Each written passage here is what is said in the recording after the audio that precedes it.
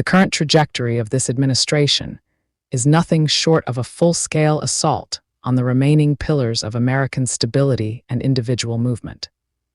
When we look at the headlines screaming that Trump is unleashing hell on our nation's airports, we have to look deeper than just the chaos at the gates, because this is a systemic seizure of control that impacts every facet of our daily lives.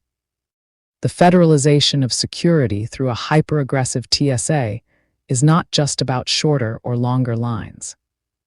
It is about the physical manifestation of an authoritarian takeover where the government dictates the terms of your mobility while siphoning every available resource into a centralized power structure.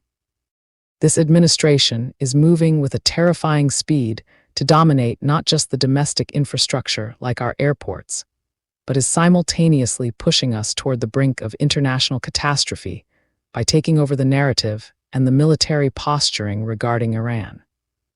It is a dual-front war being waged against the American people, where one hand is tightening the grip on our borders and transit hubs, while the other hand is reaching into our pockets to fund global escalations that we never asked for and certainly cannot afford. We are witnessing a calculated effort where Trump is taking over our taxes and enriching himself and his inner circle, while the average citizen is left to wonder how they will put food on the table. The reality for the working class, and those who are not part of the protected wealthy elite, is that we are being squeezed out of our own economy.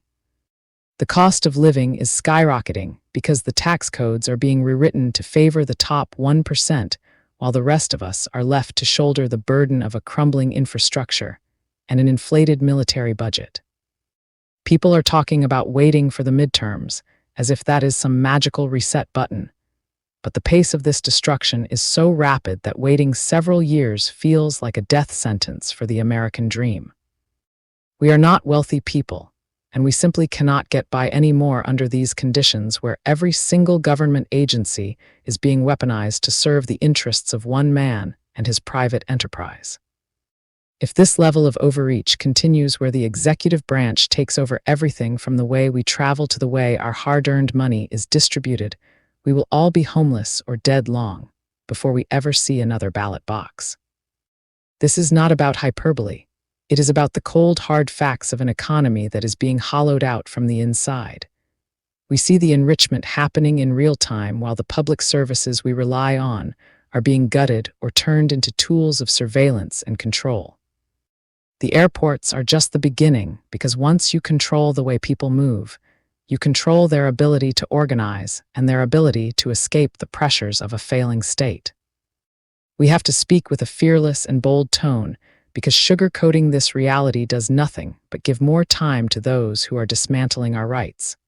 The middle class is being erased, and the poverty line is moving up to swallow everyone who isn't a billionaire. We are looking at a future where the average person is completely locked out of the systems that were supposed to protect them. Every time a new policy is announced that further centralizes power in the hands of the president, it is another nail in the coffin of the republic. We are exhausted, we are broke, and we are watching the wealth of this nation being redirected into private pockets while the streets get more dangerous, and the cost of basic survival becomes unattainable. We need to understand that this is a total takeover of the American way of life, and the clock is ticking much faster than the political calendar suggests. The stress on the average family is at a breaking point, and the government's response is to double down on aggressive international posturing and domestic crackdowns.